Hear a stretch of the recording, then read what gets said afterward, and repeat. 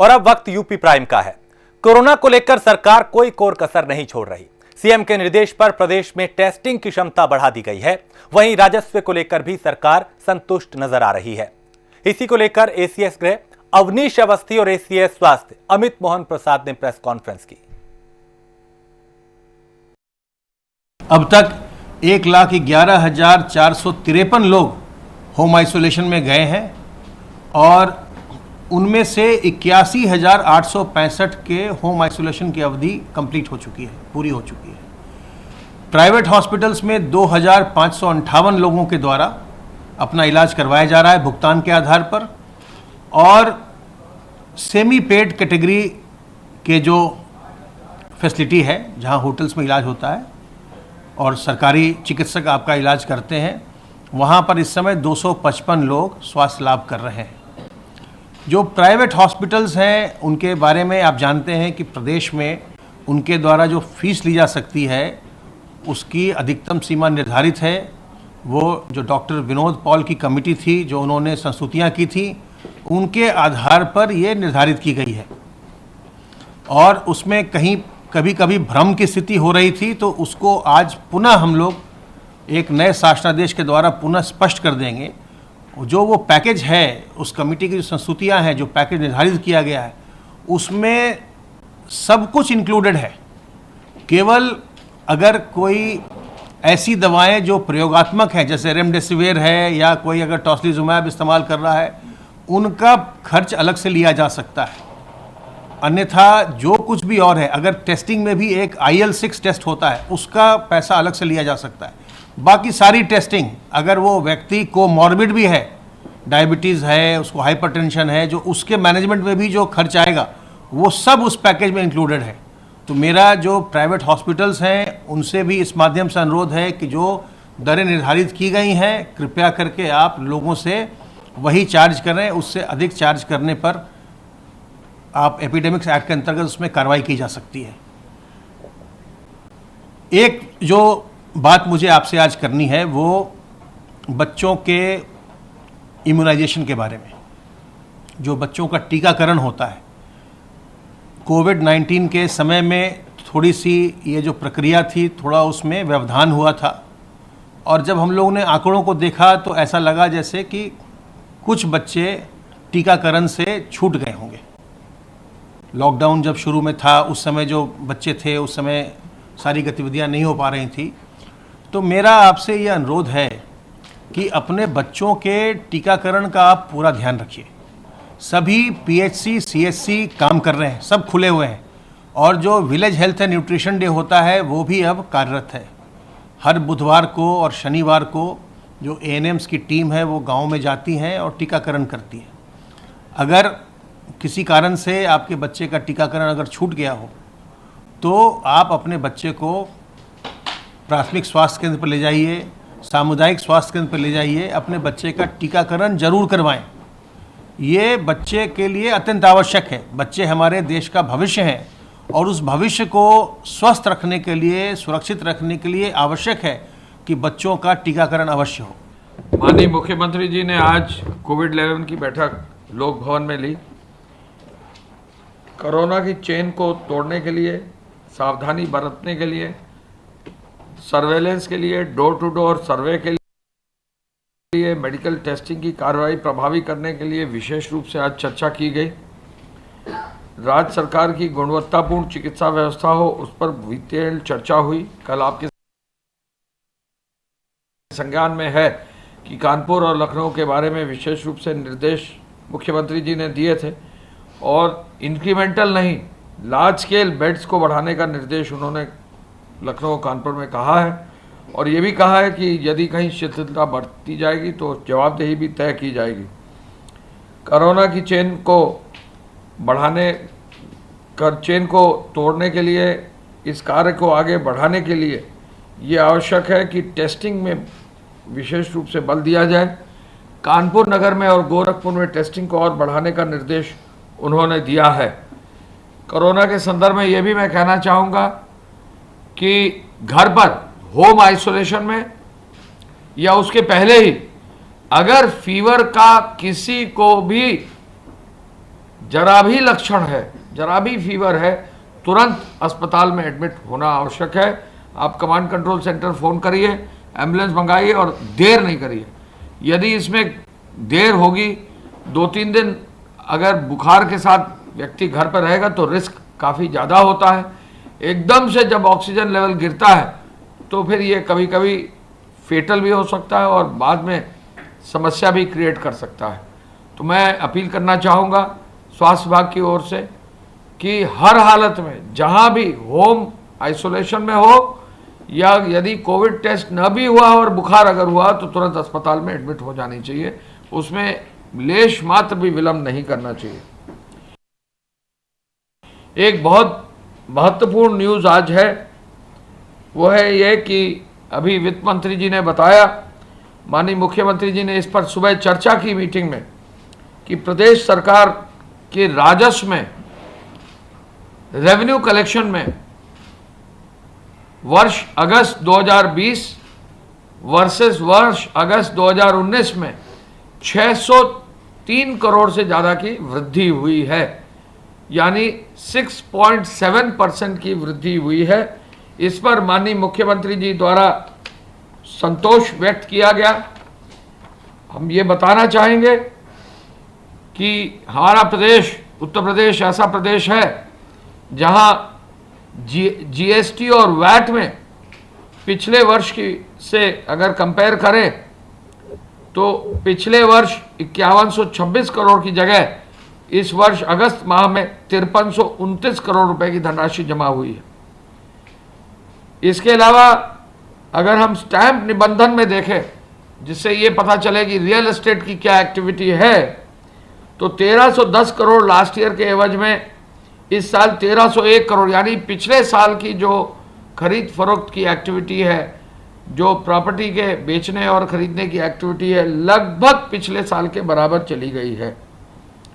यदि हम माइनिंग में देखें तो 109 करोड़ की जगह 171 करोड़, यानी लगभग 65% का इंक्रीज माइनिंग की एक्टिविटी में रेवेन्यू से हुआ है। तो माइनिंग एक्टिविटी में विशेष रूप से सुधार पिछले वर्ष से हुआ है। परिवहन में भी देखें, एक मानना यह है कि ऐसा प्रतीत होता है कि ये सेक्टर अभी ऑटोमोबाइल सेक्टर में उतना जंप नहीं आया है, लेकिन परिवहन सेक्टर में भी उत्तर प्रदेश में 513 करोड़ लास्ट ईयर के एवज में 431 करोड़, यानी ऑलमोस्ट 87% तक रेवेन्यू पिछले साल का आ गया है। तो ये सेक्टर भी अब बाउंस बैक कर रहा है, पिछले महीने से भी काफ़ी बढ़ोतरी में है, तो निश्चय ही इसका फर्क पड़ा है। अब तक 1 लाख मुख्यमंत्री योगी आदित्यनाथ ने कश्मीर में शहीद कन्नौज के बीएसएफ जवान वीरपाल सिंह को श्रद्धांजलि दी, जबकि शहीद वीरपाल सिंह के परिजनों को 50 लाख की आर्थिक सहायता के साथ परिवार के एक सदस्य को सरकारी नौकरी देने का भी ऐलान किया। वहीं जिले में एक सड़क का नाम शहीद वीरपाल सिंह के नाम पर करने की भी घोषणा की।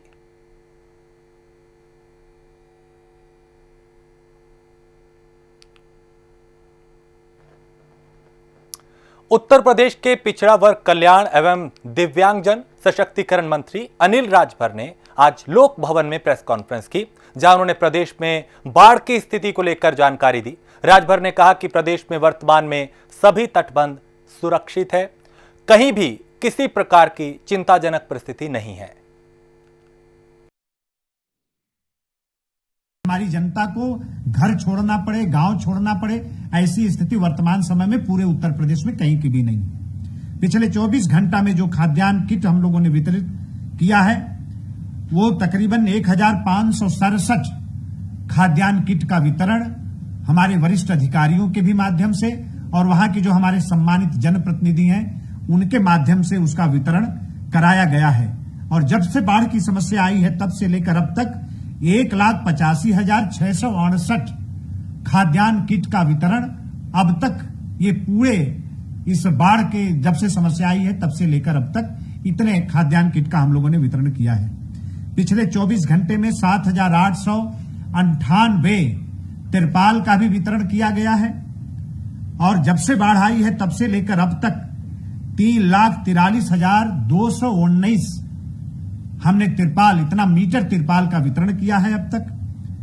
अभी जो नाव संचालित हो रही हैं वो मात्र 175 नाव का संचालन अभी आवश्यकता के हिसाब से इस समय हो रहा है और इसका विशेष तौर पर ध्यान दिया जा रहा है कि नाव कहीं से क्षतिग्रस्त न हो और छोटी नाव न लगाई जाए, बड़ी नाव का ही संचालन बाढ़ग्रस्त इलाके में किया जाए। अभी जो हमारी बाढ़ चौकियां हैं 784 बाढ़ चौकियां पूरी तरीके से सक्रिय हैं, काम कर रही हैं। कहीं भी किसी भी प्रकार की कोई सूचना मिलने पर वहां से जनता को तुरंत मदद भेजी जा रही है। पिछले 24 घंटे में 6 पशु शिविरों को भी हम लोगों ने स्थापित किया है और 518 टोटल अब तक जो पशु शिविर स्थापित हुए वो टोटल 518 पशु शिविर स्थापित हुए। पिछले 24 घंटे में 3,348 पशुओं का टीकाकरण भी हुआ है। बुलंदशहर के खुर्जा में कोरोना महामारी को लेकर बनाया जा रहा कोविड अस्पताल बनकर तैयार हो गया है, जिसका उद्घाटन आज बुलंदशहर के जिलाधिकारी रविंद्र कुमार ने किया। इस दौरान रविंद्र कुमार ने कहा कि अस्पताल में एक वक्त में 40 मरीज भर्ती किए जा सकते हैं। जल्द ही इनकी संख्या बढ़ाकर 70 हो जाएगी। वहीं अस्पताल में 25 वेंटिलेटर की सुविधा भी उपलब्ध है। देखिए, हमारे जनपद में कोविड L2 सरकारी कार्यशील नहीं थी और पिछले 2 महीने से इस पर कार्य चल रहा था। आज फाइनली सारा चीज़ पूरा हुआ है। अभी यहाँ फंक्शनल CT स्कैन मशीन है, फंक्शनल एक्सरे है, फंक्शनल अल्ट्रासाउंड है। इसके अलावा कोविड से रिलेटेड देखिए L2 में वेंटिलेटर बहुत इम्पॉर्टेंट होता है। यहाँ 16 फंक्शनल वेंटिलेटर हैं, 25 ICU बेड हैं, टोटल 70 बेड हैं, जिसमें अभी 40 बेड पे अनुमति मिल गई है, परंतु हम लोगों ने सारे के सारे 70 बेड पे ऑक्सीजन की व्यवस्था है। बाकी चीज़ें भी कर ली गई हैं। अभी हम लोग इसको ऑनलाइन करवाएंगे। ऑनलाइन एज सून एज दिखेगा, जैसे ही हम लोग यहाँ पेशेंट भर्ती करना शुरू कर देंगे। तो सर कब से चालू हो जाएंगे भर्ती? हमें लगता है कल से हम लोग इसमें भर्ती करना चालू कर देंगे। बाकी सारी व्यवस्थाएं हो गई हैं और मैं आपके माध्यम से जनपद वासियों को भी कहना चाहता हूं कि कुछ लोग इस बात से झिझकते थे कि बाहर जाना पड़ता है, अब उनको L2 की व्यवस्था यहीं हो गई है, जहां तत्काल हम 40 लोग तक भर्ती कर सकते हैं। सीतापुर के जिलाधिकारी अखिलेश तिवारी ने आज जमायतपुर स्थित ट्रॉमा सेंटर का निरीक्षण किया। उन्होंने अस्पताल की व्यवस्थाओं का जायजा लिया। इस दौरान डीएम ने यह भी बताया कि कोविड अस्पताल में मिली शिकायतों की जांच ट्रॉमा सेंटर का निरीक्षण किया गया।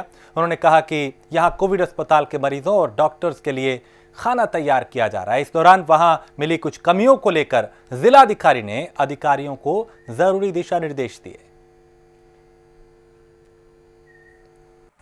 आज कोविड हॉस्पिटल में मिली शिकायतों के आधार पर जांच करने के लिए उनकी भोजन व्यवस्था और भोजन की क्वालिटी और समय से मिल रहा है कि नहीं, इसको देखने के लिए जमैयतपुर में जो ट्रॉमा सेंटर है जहाँ पे ये भोजन बनाया जाता है, यहाँ पे मैं आया था और मेरे साथ SDM सदर, साथ ही खाद्य सुरक्षा विभाग की टीम थी। आने का उद्देश्य ये था कि वास्तव में देखा जाए कि जो शिकायतें मिल रही हैं पिछले 2-3 दिनों से, उसमें क्या सत्यता है और साथ ही साथ भोजन की क्वालिटी, मेनू के अनुसार भोजन और साथ ही साथ समय के अनुसार भोजन मिल रहा है कि नहीं, ये मुझे देखना था। यहाँ पे कुछ सुधार की आवश्यकता है, उसके लिए खाद्य सुरक्षा विभाग के अधिकारियों को बताया गया है और साथ ही साथ जो मेडिकल डिपार्टमेंट के लोग हैं उनसे जो व्यवस्थापन में लगे हैं, जो कॉन्ट्रैक्टर हैं, सबको इस संबंध में बहुत जल्दी मीटिंग करके और उसमें सुधार लाया जाएगा। अमेठी में पुलिस और एसओजी की टीम को बड़ी कामयाबी हाथ लगी, जहां पुलिस ने मुखबिर की सूचना पर कार्रवाई करते हुए भारी मात्रा में शराब बरामद की, जबकि 4 तस्करों को भी गिरफ्तार किया। तस्करों के पास से जब्त की गई शराब की कीमत करीब 20 लाख रुपए बताई जा रही है। वहीं पुलिस ने तस्करी में इस्तेमाल की जा रही कई गाड़ियों को भी जब्त किया। पुलिस महानिदेशक महोदय के द्वारा इस समय अपमिश्रित शराब के विरुद्ध पूरे प्रदेश में अभियान चल रहा है, जिसके क्रम में हमारी टीमें भी सक्रिय थी और आज हमें एक बहुत बड़ी सफलता प्राप्त हुई, जिसमें कि हमने अवैध अपमिश्रित शराब बनाने की फैक्ट्री का भंडाफोड़ किया है। भारी मात्रा में अवैध अपमिश्रित शराब मिली, जिसमें 71 ड्रम, 232 पेटियाँ, कुल मिलाकर 6,336 शीशी, कुल 5,568 लीटर अवैध अपमिश्रित शराब जिसकी कीमत करीब 19,48,000 रुपये है, 1850 खाली शीशी, 1350 रैपर। ये रैपर जो है वह ऑरेंज और 888 इन कंपनियों के रैपर हैं। इसके अलावा हमको 1355 बार कोडेड लेबल्स मिले, 6 डिब्बी कलर, 1750 ढक्कन, 75 खाली गद्दे और वगैरह वगैरह सामान बलेरो वाहन और एक अदद अपाचे भी मिली। इसमें जो अभियुक्त प्रकाश में आए, इसमें हमारा गिरफ्तारी जो हुई राजेश कुमार अग्रहरी, अर्जुन नागेंद्र वर्मा, शुभम अग्रहरी और रमेश कुमार अग्रहरी, ये गिरफ्तार हुए। और इसमें से 3 अभियुक्त जो हैं ये छत पर थे और अंधेरे का फ़ायदा उठाते हुए ये पुलिस पर फायर करके भागने में सफल रहे, जिनके पीछे हमारी टीम इस समय लगी हुई है। सीतापुर के खैराबाद प्राथमिक विद्यालय की प्रधान अध्यापिका ने 2019 का राज्य अध्यापक पुरस्कार पाने में सफलता हासिल की है, जिसके बाद डीएम अखिलेश तिवारी ने प्राथमिक विद्यालय पहुंचकर नीलम कुमारी को बधाई दी। इस मौके पर उप जिलाधिकारी सदर अमित भट्ट, बेसिक शिक्षा अधिकारी अजीत कुमार भी मौजूद रहे। कामना देना चाहता हूं कि आपके जनपद में भी इस तरह के अन्य शिक्षक हैं जिन्होंने शिक्षा के क्षेत्र में और साथ ही साथ बच्चों के शारीरिक और मानसिक विकास में अपना योगदान किया है। और साथ ही साथ अन्य जो शिक्षकों ने पुरस्कार के लिए प्रयास किया है, उन्हें भी आगे प्रयास करने की आवश्यकता है, उन्हें निराश होने की आवश्यकता नहीं है। यह कोई इस तरह का कंपटीशन नहीं है कि इनको मिल गया और इनको नहीं मिला, ऐसा सोचने की आवश्यकता नहीं है। सभी अच्छे हैं, इसलिए मैं साथ ही साथ उन शिक्षकों के प्रति भी अपना एक भाव प्रकट करता हूं कि वो निराश ना हो। अगले वर्षों में उनका चयन होगा, क्योंकि पारदर्शी और एक ऐसी व्यवस्था हो गई है जिसमें कि सिफारिशों का कोई स्थान नहीं रहा है, तो निश्चित रूप से उन्हें भी इसका सम्मान और पुरस्कार मिलेगा। और मैं पुनः इस बात की खुशी व्यक्त करता हूं कि जनपद सीतापुर में नीलम कुमारी जी के राज्य पुरस्कार प्राप्त होने के कारण अन्य शिक्षकों में भी एक उत्साह आएगा, एक प्रेरणा मिलेगी और हमारा जो शैक्षिक वातावरण है वो उन्नत की ओर जाएगा। कानपुर शहर में लगातार कोरोना के बढ़ रहे मामलों को देखते हुए अब जिलाधिकारी आलोक तिवारी ने कमान संभाल ली है और लगातार अस्पतालों का निरीक्षण किया जा रहा है। इस कड़ी में आज जिलाधिकारी आलोक तिवारी गोविंद नगर स्थित रिजेंसी अस्पताल में औचक निरीक्षण करने पहुंचे, जहां उन्होंने पूरे अस्पताल का मुआयना किया। पूरी टीम के साथ सीडीओ साहब और सीएमओ साहब, हमने पेशेंट से बातचीत भी की, यहाँ फैसिलिटीज का मुआयना किया और हम जो स्थिति है तो जो चेंजेस की आवश्यकता है वो बता भी दिया है। यहाँ पे हम एक स्टैटिक मजिस्ट्रेट भी पोस्ट कर रहे हैं ताकि नजर रख सके जो यहाँ पे हैपनिंग है। लगातार चेकिंग कर रहे हैं आप, कई बार खामियां मिली है, हमको कुछ कार्रवाई की गई? खामियां जो मिलती हैं तो कार्रवाई की तर्ज पे कार्रवाई नहीं करनी है, खामियों को इम्प्रूव करने के तर्ज से हम लोग काम कर रहे हैं, क्योंकि एपिडेमिक का टाइम है। अगर हम केवल कार्रवाई करते रहेंगे तो हमें बेड्स की पोजीशन प्रॉब्लम हो जाएगी। अस्पताल भी हमारे पार्टनर्स हैं, जिस तरह से गवर्नमेंट हॉस्पिटल्स काम कर रहे हैं, प्राइवेट हॉस्पिटल तो प्राइवेट डॉक्टर्स भी हमारे पार्टनर्स हैं इस एफर्ट में। तो कमियों को हम लोग दूर करने की कोशिश कर रहे हैं उनके साथ। जो लोग नहीं सुधरेंगे या नहीं मानेंगे उन पर निश्चित तौर पर गंभीर कार्रवाई की जाएगी। वाराणसी में फ्लैट रेट पर बिजली सप्लाई बहाल न होने पर बुनकरों में नाराजगी देखने को मिल रही है, जिसके चलते बुनकरों ने 15 दिन के लिए पावर लूम बंद कर सरकार से अपनी बदहाली बयान की। ऐसे में बनारस की पहचान बताने वाली बनारसी साड़ी पर भी संकट के बादल छाने लगे हैं। वहीं बुनकरों के समर्थन में समाजवादी पार्टी उतर आई है, जहां सपा नेताओं ने कमिश्नर दीपक अग्रवाल से मिलकर बुनकरों की समस्याओं को सुलझाने की मांग की।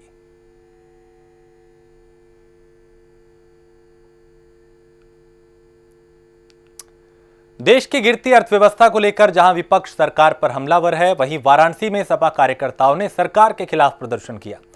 सपा नेता और कार्यकर्ताओं ने बीएचयू सिंहद्वार पर भीख मांगकर अनोखे तरीके से प्रदर्शन किया। प्रदर्शनकारियों ने गिरती जीडीपी को लेकर सरकार को घेरा। हम लोगों का धरना प्रदर्शन करने का मेन उद्देश्य जो देश की विकास दर -24 पे चली गई, उसके विरोध में आज हम लोगों ने धरना प्रदर्शन का कार्यक्रम आयोजित किया। क्या मांग करते हैं सर? हम लोग सरकार से ये मांग करते हैं कि आज से 6 साल 7 साल पहले जो स्थितियाँ परिस्थितियाँ थी नौकरियों की हर चीज़ में, देश लगातार तरक्की के ओर बढ़ता जा रहा। जब से अब मोदी की सरकार आई, आप सोचिए कि देश का ग्रोथ रेट यानी विकास दर, जब देश का ही हम लोगों का माइनस में चला गया, नगण्य हो गया, तो उस देश का रहने वाला व्यक्ति कैसे विकास करेगा? जब सारे कल कारखाने, दुकानें और एग्रीकल्चर से संबंधित सारी फैक्ट्रियाँ, मिल बंद हो जाएंगी तो किसको कहाँ नौकरी चाकरी मिलेगा? आदमी कैसे अपना जो है भरण पोषण करेगा? इन लोगों की सरकार को इससे कोई मतलब नहीं है। सिर्फ धर्म के नाम पे, जात पात के नाम पे लोगों को लड़ाना, भ्रमित करना, यही इनका उद्देश्य है। और हम समाजवादी पार्टी के लोग सरकार से और जनता को इसलिए जागरूक भी करना चाहते हैं। बुलंदशहर में अवैध खनन को लेकर प्रशासन पूरी तरह अलर्ट है और खनन माफियाओं के खिलाफ लगातार अभियान चलाया जा रहा है। आज भी बुलंदशहर डीएम रविंद्र कुमार और एसएसपी संतोष कुमार सिंह खनन क्षेत्र में उन्होंने छापा मारा, जहां नहर से अवैध खुदाई का सबूत तो मिल गया, लेकिन मौके पर खनन करता हुआ कोई माफिया नहीं मिला। इस मौके पर डीएम रविंद्र कुमार ने कहा कि समय समय पर ऐसा अभियान चलाया जाएगा और खनन की शिकायत मिलने पर कार्रवाई की जाएगी।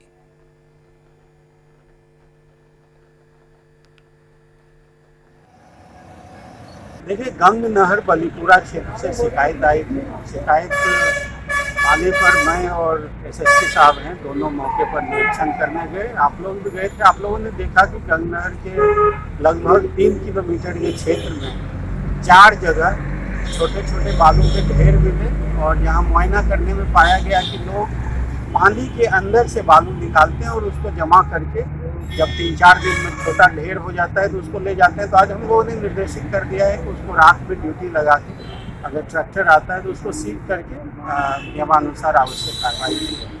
सर, जिस तरह से लगातार शिकायतें आ रही हैं, क्या माना जाए आगे भी अभियान जारी रहेगा इसी तरह से? वहाँ अपने आप को खुद गए थे, वहाँ आपने देखा कि कितनी बालू है। पूरा गंग नहर पानी से भरा हुआ है और गरीब लोग पानी के अंदर से बालू निकालते हैं। तो 3-4 दिन में एक ट्रैक्टर होता है।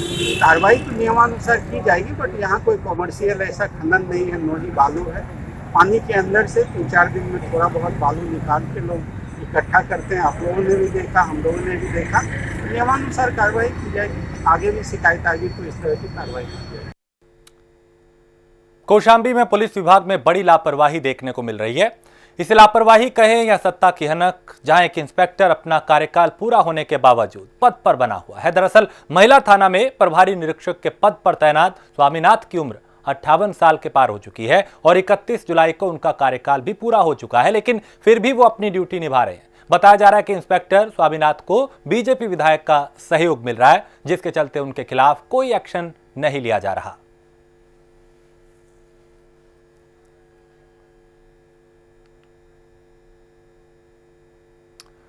अलीगढ़ में अपराधी बेलगाम होते जा रहे हैं। ये हम नहीं बल्कि एक के बाद एक घट रही वारदातें खुद ब खुद बता रही हैं।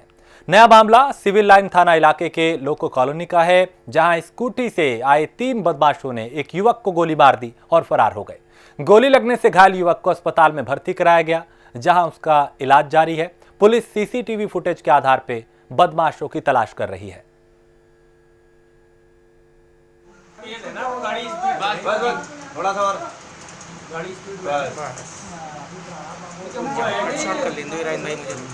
सर, ये बच्चे यहाँ बैठकर चाय पी रहे थे और मेरी शॉप सामने है। जब उसने फायर खोला तो मुझे लगा कि ट्यूब फटा। मैं आया तो मैंने देखा कि लड़के के हाथ में तमंचा था, पिस्टन थी। और आगे मेरा जो साथी नवेद यहाँ बैठा था उसके साथ, पहले तो उसके ऊपर लहराई थी, वो चुप हो गया था, उस पर मारी तो उसके पैर में लगी। तो आवाज़ सुन के मैं आया तो मैंने आके नवेद से पूछा क्या बात हुई, तो इतनी देर में उसने नवेद के ऊपर भी तमंचा तान दिया। सुनो, तमंचा तान दिया। उसके बाद जिसे मैं देखता हूँ तो मैं बोलता हूँ तो दूसरा वाला जो था वो यूँ करके पीछे से अपना तमंचा निकालता है और तमंचा निकाल के पिस्टन निकाल के हाथ में जो रखता है सर, मैं घबरा जाता हूँ, फिर मैं बोलता नहीं हूँ। पब्लिक ऐसे नहीं बोली थी और पब्लिक कम थी यहाँ पर सब। ये लोको कॉलोनी में लाइट की दुकान पर एक जिशान नाम का लड़का काम करता है। अभी दोपहर को 3 व्यक्ति जिनके नाम बाबू, बंटी और बशीर स्कूटर पर आए और उसका कहना है जिशान का कि उन्होंने मेरे दाहिने पैर के अंगूठे में गोली मार दी। अभी वो मेडिकल में है, उसका एक्सरे हो रहा है और इन्वेस्टिगेशन की जा रही है। सर पूरा जो मामला है इसमें कोई पुरानी आपसी रंजिश भी है क्या? अभी जिशान बोल रहा है, बता रहा है, वो एक्सरे के लिए गया हुआ है, कह रहा मेरा परसों से कोई हल्की कहासुनी हुई थी और उसी रंजिश को लेकर ये स्कूटी पर से घर आए थे और आज को पाँव में दाहिने पैर के अंगूठे में गोली लगी है। और इसी के साथ इस बुलेटिन में इतना ही। देश प्रदेश की बाकी खबरों के लिए आप देखते रहिए प्राइम न्यूज।